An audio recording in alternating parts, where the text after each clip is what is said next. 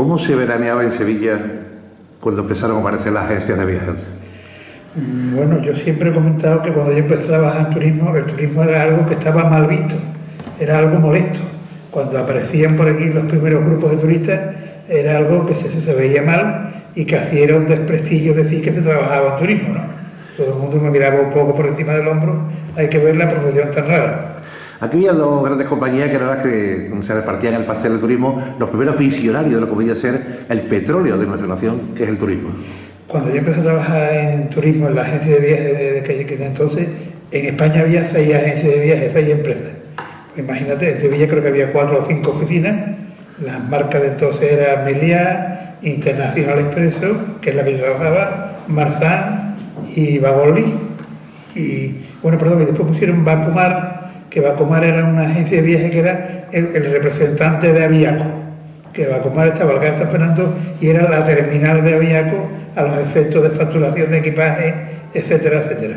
Y estamos hablando de un tiempo donde la gente, no como hoy, que coge un teléfono móvil desde el bolsillo, tenían que irse a hablar con su familia a Telefónica de la calle de la Plaza Urbana y le daban 2 horas de demora para hablar con Madrid.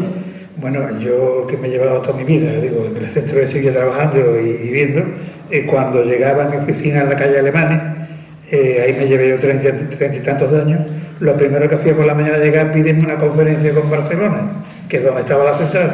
Ya cuando me daban la conferencia era a las 5 de la tarde y ya durante el día había surgido ya problemas que había que consultar. Pero entonces, bueno, vamos, increíble, el tema de las telecomunicaciones era imposible, vamos.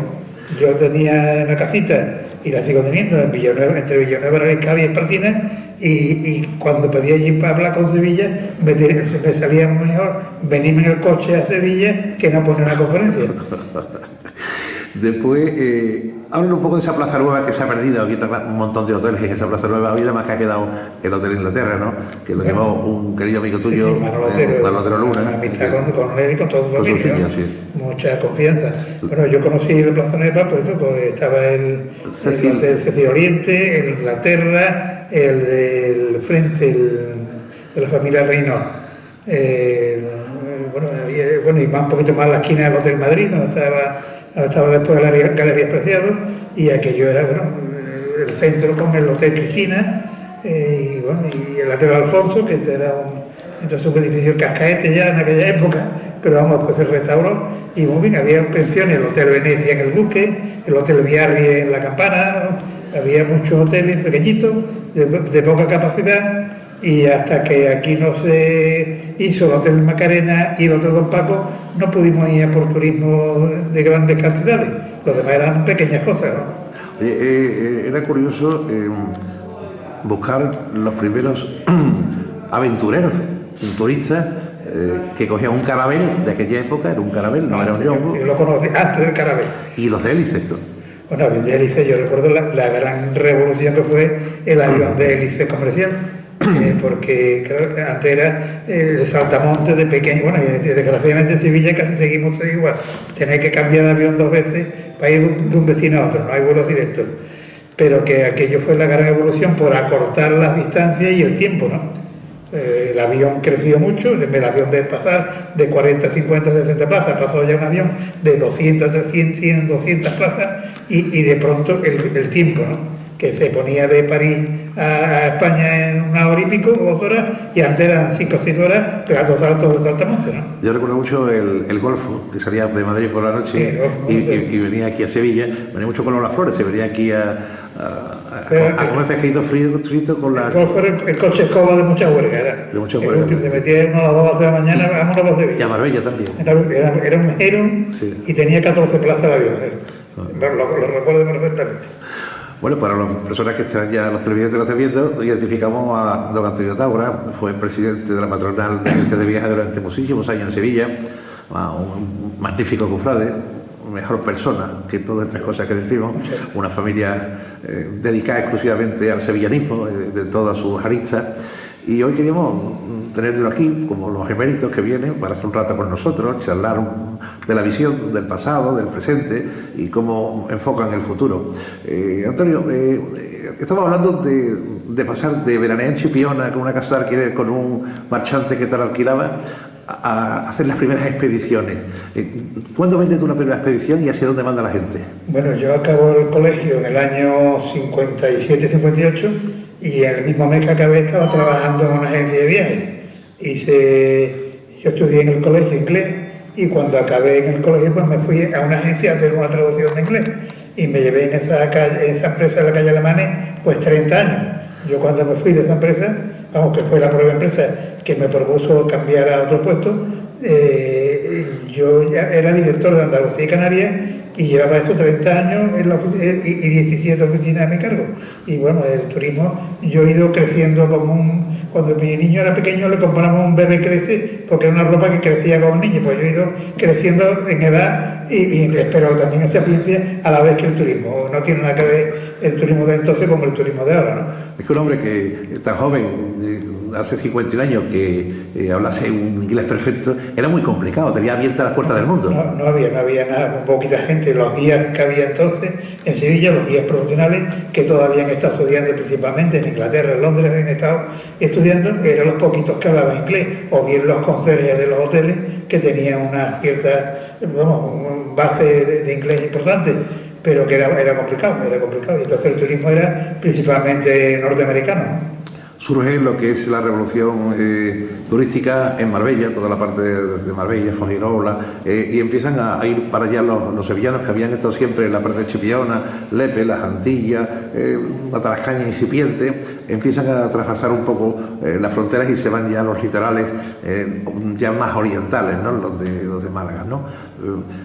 Málaga tiene mucho atractivo también para el turismo español. Pero hoy en día Málaga en Andalucía es el principal destino turístico y el aeropuerto de Málaga, aunque al sevillano nos duele, es el primer aeropuerto de Andalucía. Y claro, Málaga ha crecido mucho con el turismo. Yo he conocido Málaga, es más, en el año, creo que fue el año 60, yo fui durante un mes y pico a Málaga a hacer un estudio del turismo en la Costa del Sol.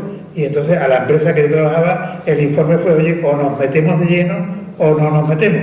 Pero lo que no puede estar con un pie dentro y un pie fuera pensando en el turismo de la Costa Brava. O inviertes aquí o inviertes en la Costa Brava. Pero en aquella época no se podía invertir en dos sitios, ¿no? Y ellos apostaron por la Costa Brava y se equivocaron. Nos coge la época también de Utrera Molina, Utrera Molina aquí en Sevilla, gobernador civil de la ciudad. Pepe Utrera Molina, gobernador civil de Sevilla. Y también tuvo mucho que ver con el turismo, un hombre que también potenció mucho la salida y traerse gente desde fuera. Hacía mucha patria también para que bueno, en Sevilla. Yo los tenía con la familia Utrera Molina, tenía una gran relación entonces, porque la familia Utrera Molina trabajaba en una agencia de viajes de Málaga, que era Viajes Málaga, que era un título B de Viajes Internacionales Expresos, y era de la misma empresa que trabajaba yo, ¿no? Y bueno, que había que meterse con el pie de lleno y no medio pie, y entonces bueno, ellos apostaron, pero desgraciadamente en el turismo las grandes empresas no tienen mucha continuidad, porque yo recuerdo de aquella época en Málaga, en la Costa del Sol, estaba Viajes Málaga, Viajes Torremolinos, Viajes Aymar, había una serie de agencias que después no existen, ni existen ya ninguna de las agencias grandes que había entonces en el resto de España, ¿no? Las marcas Meliá, Marzán, Internacional Expreso fueron con el tiempo o fundiéndose con las empresas o desapareciendo. En el turismo hay poca, vamos, ya de hablar de decenas de años es complicado. Es curioso también cómo crece el turismo a través del tren. El tren, pasamos de la vía estrecha a la vía ancha y entonces en ese proyecto importante empiezan a salir las grandes operaciones del tren. Es decir, yo recuerdo que entré en lo que son en Litera y también te recuerdo y en Vagón que era prácticamente un apartamento dentro del hotel. Bueno, entonces los medios era yo para ir a Barcelona a una reunión o tenía que montarme en un avión que me daba mucho miedo. Yo siempre me da mucho miedo, mucho respeto al avión, y eso que he dado varias veces ya a la vuelta al mundo, ¿no? Pero me da miedo, yo reconozco que me da miedo y mucho respeto. Porque ahí arriba no puedo hacer nada más que de alta llevar, ¿no? Y bueno, entonces la evolución del turismo fue, por un lado, el avión de reacción, que acortó las distancias, y ya después ha sido, en los años 90, lo del AVE, ¿no? El AVE ha sido la gran revolución en el mundo del turismo, donde se desplazan millones de personas, sin más. Esto que saca un pequeño billete en un momento dado, que gracias a eso Sevilla resurgió turísticamente, porque Sevilla había perdido un poco sus papeles en el mundo del turismo. Fue un acierto en ese lado, y hay que apuntárselo a Alfonso Guerra, que apostó muchísimo por el AVE. Yo no visionaba el AVE con una posterioridad al 92 en la afluencia que tiene, porque es que está completo, es que hay 4, 5, 6 AVE diarios, y es que tienes que ya estar esperando para que te desplazas, no es tan fácil, ¿no? Yo recuerdo cuando íbamos ya a cantar grandes negocios, a cantar grandes inventos, sobre todo en el mundo de los congresos, que es donde yo he tenido mucha actividad, que tenemos AVE. Entonces era la única ciudad de España con Madrid que tenía AVE. Hoy en día cualquier pueblo tiene ya su AVE, no sé que es difícil competir por ahí. Tenemos que tener un contenido cultural, expositivo, folclórico, etcétera, etcétera, mucho mayor para competir, para poder competir, porque es complicado, ¿no? Hoy en día cualquier ciudad tiene más monumentos que hace que habitantes, ¿no? Lo digo de broma con muchas ciudades que hay, que vamos a hacer un museo nuevo, vamos a hacer no sé cuánto. Bueno, esos tantos museos, aquí tenemos desgraciadamente la segunda pinacoteca de España, muy poco utilizada, que podía ser yo. Es más, siendo yo presidente de la Agencia de Viajes en Sevilla, le dimos un premio cuando hicieron el año de Velázquez en Sevilla, le dimos un premio, a ver si, y le dije en aquellas palabras que la primera vez que yo he visto en un museo salir en un periódico era con motivo que había habido un incendio en la azotea, y en el incendio había salido el Museo de Bellas Artes en los periódicos. Le dimos un premio y todo para que se animasen a desempolvar lo que hay allí y sacarlo fuera. Hemos hablado de viajar por el aire, de viajar por la tierra, por las vías férreas, y nos falta el mar, ¿no? El mar había prácticamente 2 salidas que eran casi lógicas. Uno era cruzar las provincias de ultramar, Ceuta y Melilla, con el ferry correspondiente, y después otra que era la salida de Málaga, directamente, que iba ya a la parte de las islas, ¿no? que eran los más afortunados, ¿no? De Cádiz. Y Cádiz también. Los puertos han cambiado mucho y los cruceristas también. Hombre, los cruceros ha sido un día en un turismo, digamos, especializado, era la forma ideal de viajar. El crucero se ponía hasta que se masificó, y ya cuando se masificó pues perdió todo su gran encanto.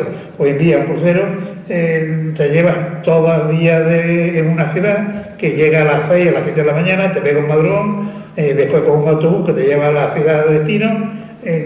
Por ejemplo, si llegas a Civitavecchia, pues tiene 1 hora casi de camino para llegar a Roma. Todos los días pateando por Roma, y por la noche de vuelta al barco a cenar y acostarte para levantarte otra vez. Yo últimamente, los últimos años, he hecho muchos cruceros, pero hago cruceros fluviales. Sí, sé que te has ido al río, sí. No, al río. Sí. El barco tiene la ventaja que caben 180 personas, que cada uno tiene su mesa asignada con quien tú quieras sentarte, y no tienes problema, que el barco te deja en el centro y sale del centro y llega al centro. Y es muy cómodo, se come de maravilla, y unas instalaciones estupendas, y ahí no hay problema de mareo, ¿eh? No mareo, no. Yo, por ejemplo, y uno que quiero hacer es el que sale de aquí de Sevilla, la Bella de Cádiz, que sale de Sevilla el barco y va por San Lucas Barrameda, va hacia la parte de Cádiz y Gibraltar a veces, según la época del año. Y eso es ideal. Y después los cruceristas que se han incorporado también los rusos, ¿no? Los portugueses.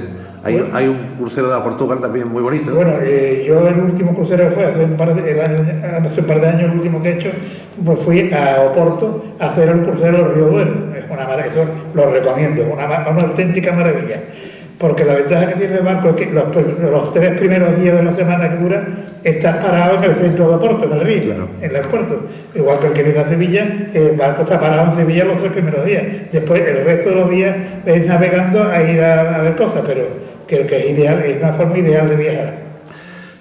Tú luchaste mucho durante el tiempo de tu presidencia, la patronal de agencias de viajes, pues porque todo este sector se unificase, tuviese una buena imagen de cara al exterior, fuesen serios, fueran solventes, fuera gente que respaldase la palabra con el esfuerzo después del cliente, ¿no? Y eso te costó también mucho trabajo y muchos años. Bueno, yo siendo presidente de la Agencia de Viajes de Sevilla y de Andalucía, conseguimos, en Sevilla sí lo hicimos y en el resto de Andalucía se negaron, que hubiese una única asociación de empresas turísticas. Porque tanta especialización como había antes, pues había una asociación de organizadores de congresos, una asociación de agencias de viajes, otra de turismo receptivo. Todo esto en Sevilla lo unificamos en diferentes empresas turísticas. Y bueno, y ahí están funcionando y están funcionando bien. Lo que pasa es que está evolucionado tanto el turismo, que antes tú sabías de mucho tiempo qué es lo que íbamos a hacer, y ahora sobre la marcha el señor que se levanta a su casa así con un orador y dice: me voy de viaje dentro de media hora. Bueno, eso no es quien lo prevea. En mayo yo siempre cuento de anécdotas en un vuelo que iba de aquí a Madrid, como siempre, para de Madrid cambio de avión y seguir a otro lado, que iba a mi lado una persona que después fue alcalde de Sevilla. ¿Y dónde va? Digo, yo voy a Madrid y de allí cojo un avión a París. No, él iba a París, una cosa con la UNESCO, y yo iba de allí a reunirme para traerme un congreso dentro de 2 años a Sevilla, que iba a ser un congreso de 5.000 personas. Y esa persona, que después fue alcalde de Sevilla, me dice: eso es mucho lío, porque no te lo lleva a Málaga, que eso es mucho jaleo. Bueno, esa es la mentalidad de turismo que había. Qué poca visión, qué poca visión. Yo he tenido que pedir permiso a la alcaldía para mover en Sevilla 100 autocares por el centro de la ciudad en aquella época, ¿no? Que ya era complicado. Yo siempre sé perfectamente, como director de viajes, tabarajes y congresos, los primeros grandes lo hiciste tú sin lugar a dudas. Y después hay una apuesta que a mí me gusta muchísimo, que es la apuesta por el turismo religioso, ¿no? Bueno, yo hace muchísimos años, una de las bases, yo recuerdo que en el año 58 fue mi primer viaje a Lourdes, con una hermandad de Puerto Real, que eran caballeros, una hermandad de caballeros de nuestra ciudad de Lourdes. Y fuimos 4 o 5 autocares en aquella época, fuimos a Lourdes. Y a partir de aquella época, también por íntima amistad con el padre Leonardo, empezamos a mover el turismo religioso.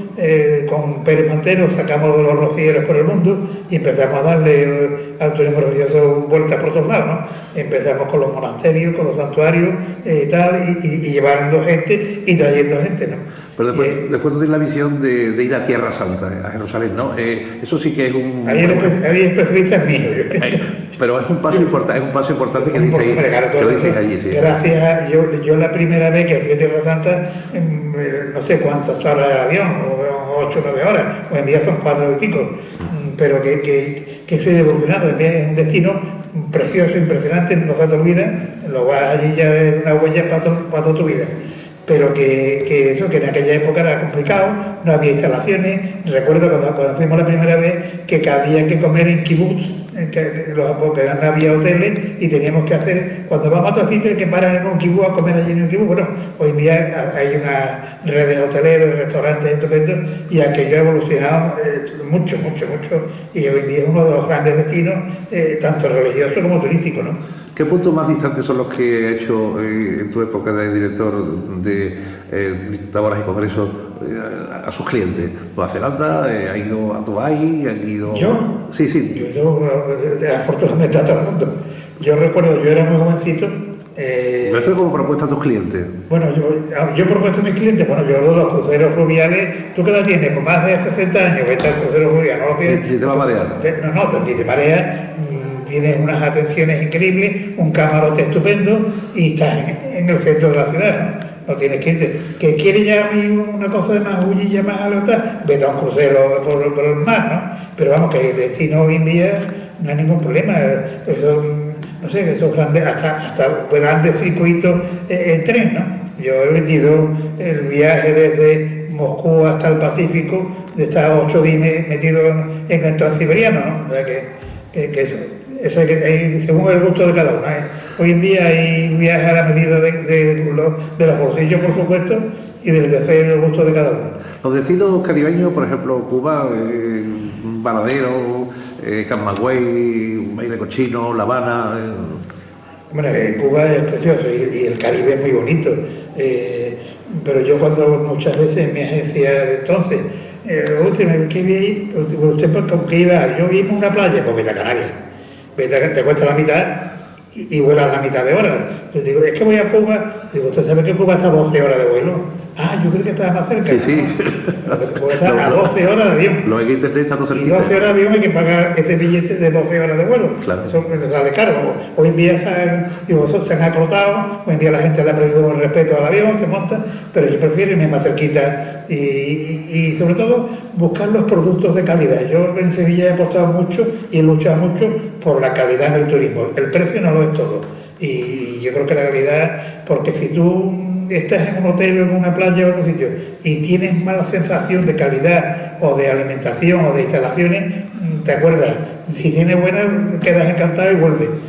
La calidad es la apuesta. Ya en Sevilla, como tanto que está creciendo ahora mismo el turismo en toda Europa, por las circunstancias de la cuenca del Mediterráneo, lo que hay allí, estamos creciendo en todos lados. Yo cuando me enteraba que este año a Francia, en París, ha habido más de 100 millones de turistas, aquí ha habido mucho también, pero vamos, es que no solamente España quien está batiendo récords, pero por favor no perder la calidad, no compararnos con otros sitios donde han perdido la calidad y desgraciadamente lo estamos viendo en los telediarios, las quejas y las malas sensaciones, ¿no?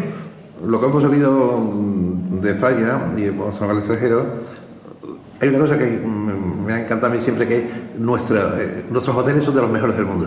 La planta de España es magnífica.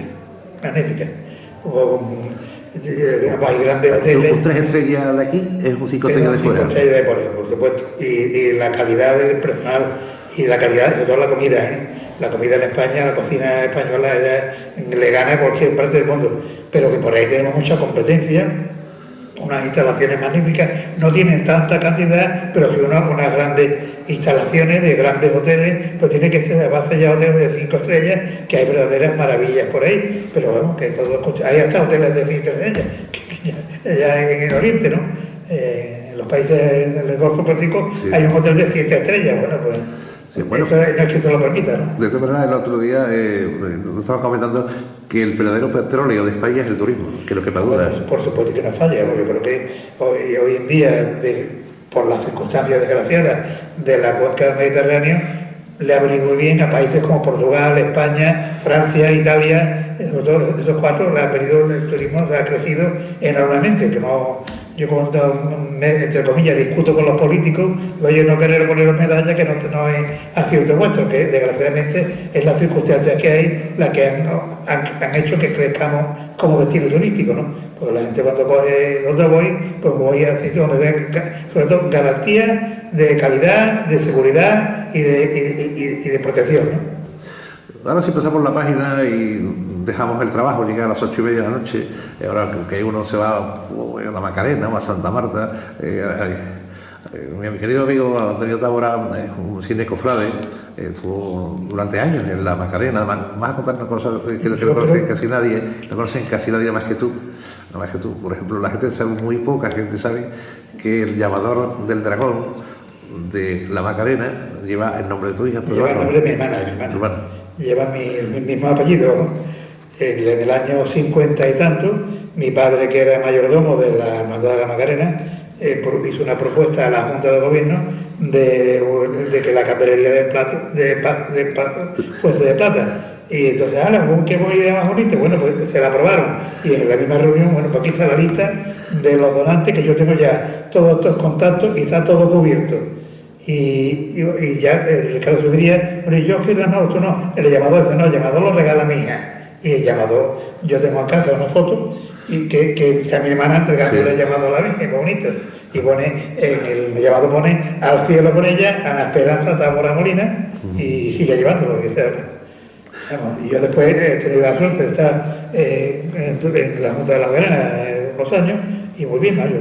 Yo creo que el año que viene hago 75 años de hermano, o el año que viene el otro hago 75 años de hermano de la Macarena. Tú tuviste la suerte, bueno, de vivir todo lo que se hizo en la Macarena, desde los armados de la Macarena, con el diseño que se hizo, pasando después, pues Antonio Rodríguez Fuzón como pregonero. Yo Antonio, lo viste perfectamente. Amistad personal con él, que lo conocía, y he visto la evolución de la Macarena en los últimos 50, 60 años, ¿no? Yo estuve en el pregón de Rodríguez Fuzón, y además tuve la suerte que estaba en la primera fila del Teatro San Fernando. Teatro San Fernando, y que salió hombros. Lo sacamos, yo no estuve yo era chiquillo entonces, pero vamos, que fue yo, lo vi. ¿Y estaba frente al Ateneo? Porque estaba por eso salió por la calle Muñoz, por ahí salía hombros. Entonces salían los artistas, sí. Y bueno, y que yo, vamos, la toda mi vida. Después tuve la suerte que me llamó José Luis Pablo Romero para estar con él en la Junta, estuvo 2 mandatos, ya tuvo que esperar un año porque yo había acabado en Santa Marta y yo, mira, hasta que no pasen unos años, déjame tranquilo. Y a los 4 años me volví a llamar y estuve con él, ¿no? ¿Cuántas madrugadas, no? ¿Cuántas madrugadas saliendo? Yo me he llevado 30 años de diputado de Ciro Verde. Vamos, que imagínate si llevo yo cañazo dado ahí atrás, delante del palio, y siempre. Y yo, cuando yo como diputado llegaba a la Basílica para hacer lista, yo cogía la lista y preguntaba fulano y fulano que me den el carnet. Los demás los conozco, porque me criaba con ellos. Los demás los conozco, y había un par de ellos en los que yo le pedía el carnet para darle el cirio. Los demás sabía su nombre y su apellido, ¿no? Luis León es posterior a tu salida, ¿no? Sí, Luis León yo lo conocí llevando la cruz de guía en la hermandad, ¿no? Que Luis León es bastante más moderno que yo en la Magdalena. ¿El pelado no? El pelado lo hizo mi padre capitán de los armados, siendo mayordomo. Magnífico, Pepe era un tío extraordinario. No, perdón, esto es Antonio Ángel, no, mi padre no. Te hablo del pelado, ¿eh? El pelado fue por el Pepe. Yo tengo, con Pepe el pelado tengo yo fotos, el primer año que él es teniente, en mi casa de una foto, él de teniente de los armados y yo con la túnica y de diputado de la Macarena. Yo tuve mucha vista con él y además bajito. Antonio Ángel Franco, que lo hizo mi padre, que hay una anécdota que acabamos en la comisaría, el capitán de los armados, el mayordomo de la Macarena y yo como enlace del último tramo de la cofradía, porque el pelado había pegado Antonio Ángel Franco, un manotazo a uno que con un palito le estaba dando, manchándole las plumas, y acabamos en la comisaría, ahí frente a la Portacarne. Sí. Y ahí es donde lo llaman a declarar, ¿no? Y entonces dice Antonio, ¿no? Yo nada más que declaro ante el Senado romano. Y entonces empezó a echar a reír el comisario, lo dejó salir. Que era un curioso, que íbamos en un coche de caballo, que era el coche de mi casa, de casa de mi padre, que mi padre siempre cuando salía, como entonces no eran los medios que hay hoy en día, ni había teléfono casi, ni había mi padre salía de Nazareno o bien de paisano cerca del paso, y cuando llegaba a la catedral estaba allí esperando los coches de caballo de él para irse a la Macarena, para empezar a preparar el dinero y todo, para pagar todo lo que había que pagar, ¿no? Porque la cofradía se pagaba a la vuelta sobre la marcha, tanto los costoleros como las bandas, como todo, ¿no? Nosotros tuvimos la suerte de vivir en la calle Orfila número 6.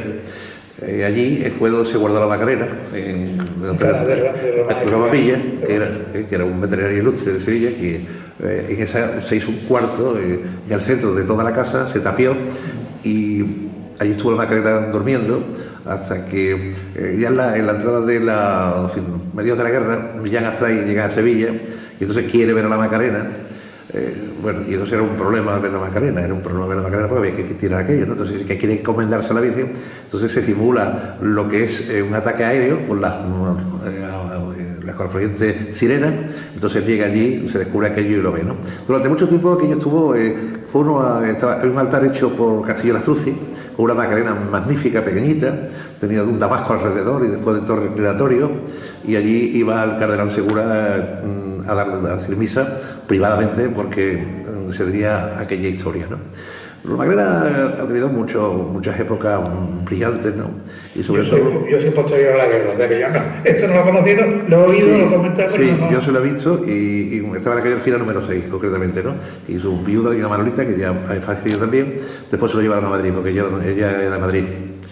Decía que la Macarena, yo la recuerdo, y tú también tienes que recordarla, en las madrugadas cuando venía ella de vuelta, después de pasar por los Ángeles de la Cruz, y enjaretar la calle en Feria, la calle estrecha donde prácticamente se corta con Castellar, los abuelos con los capirotes sobre el hombro, casa de vizcaíno abierto a primeras horas de la mañana para darle la copa de coñac y anía a los romanos, ¿no? De lo que eran los armados, el puesto de María la Calentera, justamente un poquito más adelante, con ese humo y ese horno a pan nuevo que olía en la parte de la Plaza de los Carros, la Virgen del Rosario con su rampa abierta y Antonio Adriano justamente esperando con el ramo de flores cada año para que la Macarena subiese ese pequeño altar. Bueno, y aquello siempre te deja indeleblemente un sabor de algo ya que no se va a repetir, ¿no? Los nazarenos con los grilletes, con las bolas, con las cuerdas, toda una época, ¿no? Sí, todo ha evolucionado. A mí cuando veo hoy en día las cofradías, yo recuerdo, yo siendo hermano mayor de Santa Marta, el año que me falla, que el domingo del Ramos me dice oye, que no monto este año, el domingo de Ramos, que salíamos el lunes santo, que no monto la cuadrilla y que mañana no hay cuadrilla. Como que sí, que la hay, pero que yo no salgo. Y bueno, pues yo me fui en la calle Méndez Núñez y vi al pelado, al penitente, a Salvador, Salvador, que tengo este problema, no te preocupes.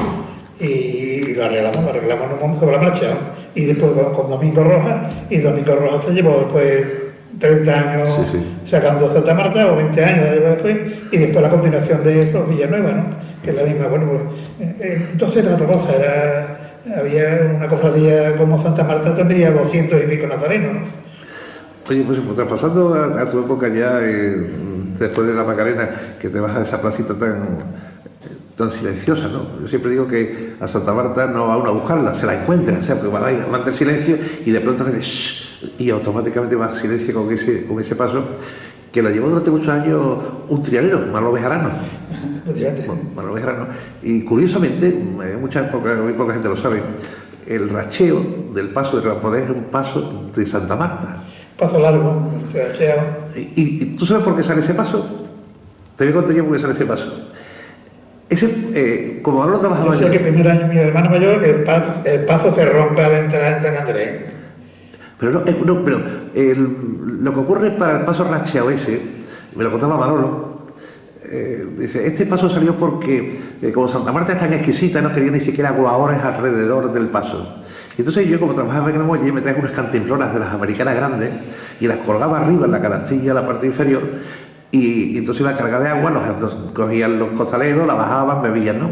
Pero curiosamente, cuando llega al paso por el andén del ayuntamiento, ya se ha bebido casi la mitad de la cantimplora. Y curiosamente, al paso del costalero, el agua empieza así, plau, plau, plau, plau. Y con ese sonido que no tiene, porque va sin música, se acompasa lo que es el paso. Y entonces cogen ese paso, que después lo coge el Gran Poder, pero que indudablemente me dice Manolo que se crea directamente en ese Santa Marta, ¿no? Nunca lo había escuchado eso, ¿no? Está aquí sentado con él, que sentado que aquí en su casa, en la calle Ferrería, y aquí... Nunca lo había escuchado eso. Yo en Santa Marta entré, pues hará unos 50 años, Manolo Otero Luna, que era íntimo amigo mío, y dice Antonio, que el mes que viene entro en Santa Marta de Mano Bayota, que yo quiero que te una conmigo en la Junta. Y digo, que yo no soy hermano. Y estaba en una reunión que estaba también Juan Vega, que entonces era el dueño de Catorambú, y al día siguiente o los 2 días nos hicieron hermanos Santa Marta y entramos en la Junta de inmediato, Juan Vega y yo, y al cabo de los 108 o 10 años de aquello, Juan Vega y yo entramos de hermano mayor, teniente hermano mayor en Santa Marta, ¿no? Pero afortunadamente seguimos siendo hermanos y vinculados con Santa Marta. Yo con mi hijo ahora pues mucho más, ¿no? Es curioso que esa obra se le encarga a Antonio Tegabrú, que es el que lo conociste, además un tío muy apasionado y además muy singular y además un bohemio, un gran artista y un carácter único. Y sin embargo, dentro de ese ejemplo escultórico que termina y finaliza, queréis que hay una Santa Marta que sirva para procesionar incluso sola, y entonces Santa Marta se le encarga a Sebastián Santos, ¿no? Es la única parte de ese paso. Sí, no, ahí de Sebastián hasta Santa Marta y la Virgen. La Virgen de Ortega Bru no llegó a procesionar. Y yo he visto la cabeza, el rostro, lo he visto. La hermana la tiene guardada, que era una Virgen tipo Ortega Bru, una señora ya mayor, que no era la Virgen niña como... Muy a 2 de mayo. Pues yo en Santa Marta tenemos buenas anécdotas. Y esta de Ortega Bru, yo recuerdo cuando José Joaquín Gómez, que era entonces prioste de la hermandad, me comenta, yo era la hermana mayor, que el Cristo se le ha roto un dedo, que hay un dedo que no aparece, y nunca sabe, en el pregón de José Joaquín hace referencia a ese dedo. Bueno, pues yo hablamos con Ortega Bru, lo llamo, le explico a Luis que tal, que pasa esto, bueno, de pronto me bajáis al Cristo, lo ponéis en la capilla de pie con los 2 flechos, uno por delante y uno por atrás, y me hace falta que una silla y tal, y bueno, dice, o bien mira, mejor, tira de la mano y me trae la mano aquí, a la calle Castellar, Artaller de aquí. Digo, oye, pero qué, no, digo, no, que tú estás confundido con San Gonzalo. Que este no se quita. Y Luis pues estuvo allí, le arregló le hizo el dedo en un momento y muy bien. Ese padre, pues, ya no la última época, pero ya estaba bastante mayor y bueno, y una persona muy, muy entrañable. Me gusta mucho ese grupo escultórico, sobre todo con el Cristo de la Caridad, impresionante, esa mano lánguida, ¿no? Donde siempre hay una rosa roja que la envía un periodista, que es Iñaki Gabilondo. Bueno, yo he escuchado ya 14 o 15 versiones de aquello efectivamente, hay una época que se mandan una rosa y Otero Luna, que era hermano yo, la pone allí delante y se queda allí. Yo, para mí, momento es importante, que no se me olvidará mientras que esté en vida, yo entonces era mayordomo de la hermandad, que llega el lunes santo y está lloviendo a mares. ¿Qué hacemos? Había ya 8 días de la Junta, 5 o 6, que nos habíamos puesto de acuerdo y habíamos hablado con Luis Ortega Bru y le preguntaron, oye, si el Cristo se moja, ¿qué pasa? Dice, bueno, no pasa nada, porque como tengo que restaurar, cuando acabe, le viene muy bien una mojada con una condición, que nadie lo toque. Bueno, y acordamos en Cabildo de Oficiales, en la sacristía de San Andrés, sacar al Cristo y la cofradía sin paso. Y te digo, recuerdo muy bien, bueno, aparte, mi hijo tendría entonces, no sé, un niño iba de Monaguillo, 11 años, por ahí, y se buscaron, el hijo de Manolo Otero, se buscaron 2 túnicas viejas allí y salieron lloviendo a mares con un incensario cada uno, y al año siguiente, que no tenía que dar, fueron a sacar la perfecta de sitio para salir a la marena. ¿Y quién le dice a estos niños que no? Que ya lo han hecho lloviendo a mares y el año siguiente fueron a sacarla y les faltaba todavía unos meses para cumplir la edad y salieron ya de Nazareno. Pues eso fue creo que en el año 76 o por ahí sería, y aquello fue impresionante. Yo he visto las señoras llorando, tapando al Cristo con un paraguas, de rodillas en los charcos, y aquello fue impresionante. Yo, las cosas que te dan pellizco para toda tu vida, ¿no? Es curioso también los fiacrucis, ¿no? Los fiacrucis son importantísimos en Santa Marta. Además, hay una oración que son todos los martes, ¿no? Los cultos de la hermandad son todos los martes, el culto santísimo, que eso desde que existe la hermandad, pues existe esos cultos. Y vamos, y es una gran devoción, ¿no? Y una gran participación de los hermanos. El otro día yo estuve con tu hijo Antonio, y estuve con tu hermano mayor y con parte de la Junta, y se lo grabé y digo, mira, esto de cara a lo que es la web de la hermandad, para los enfermos impedidos que no puedan venir o las personas que están trabajando, sería bueno hacerle llegar la oración y sobre todo la pequeña homilía que delante del Santísimo y después de la exposición dice el cura, que tiene un cura también estupendo, ¿no? Santa Marta tiene también una acción social importantísima. Muy importante. Bueno, yo creo que muchas hermandades de Sevilla, sin que nadie lo sepa, tienen esa labor.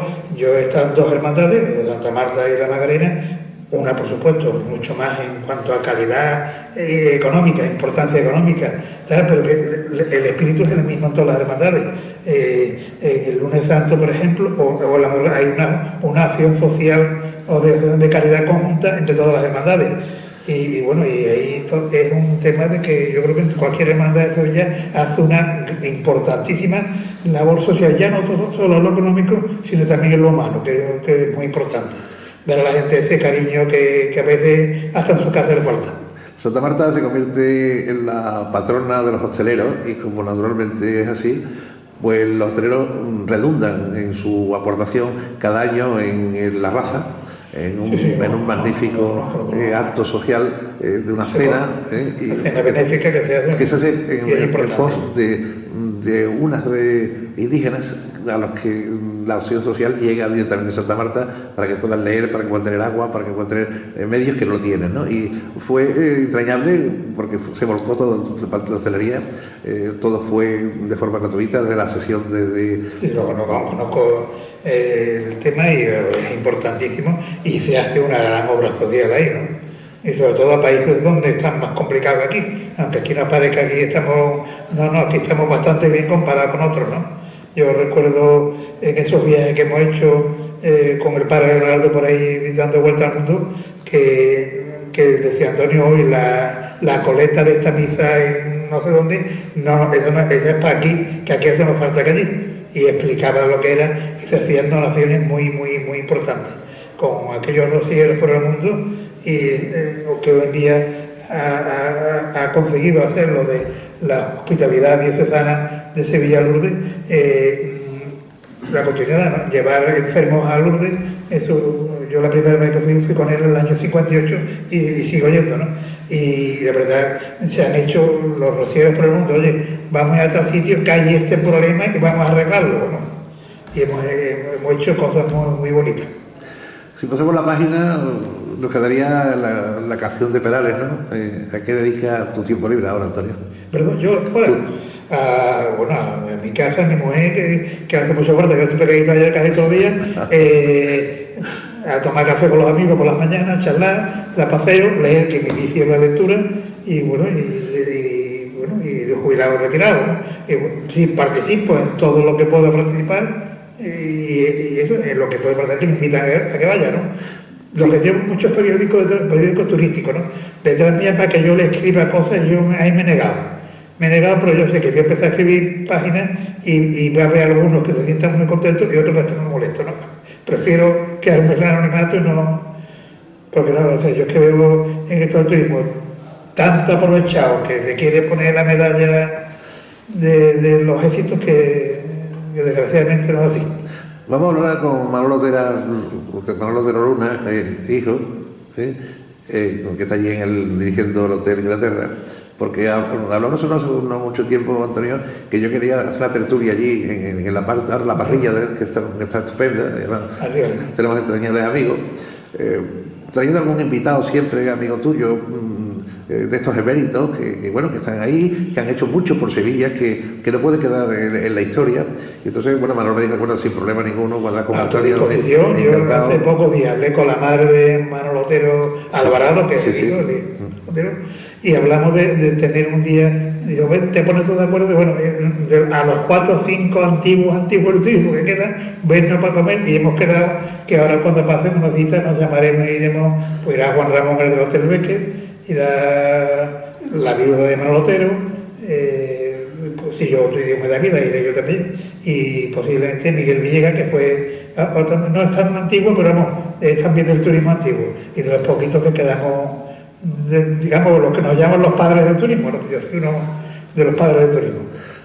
Pues, querido don Antonio Tábora, llevamos casi una hora charlando, casi sin darnos cuenta. Encantado. Hace tiempo que no estábamos juntos, sabes que nos queremos mucho, y yo te quiero agradecer ya con el tuteo correspondiente de entrañar la amistad que tenemos, darte las gracias por haber venido, que no sea la primera vez, sino que continuemos viéndonos y haciendo cosas, y sobre todo dejando testimonio de tanta gente importante que han estado a lo mejor en las segundas líneas, que no son brillantes con nombres conocidos, pero que han participado mucho en el turismo en Sevilla, que siguen haciendo y que generan expectación porque todo ellos son capaces de dar consejos a las nuevas generaciones.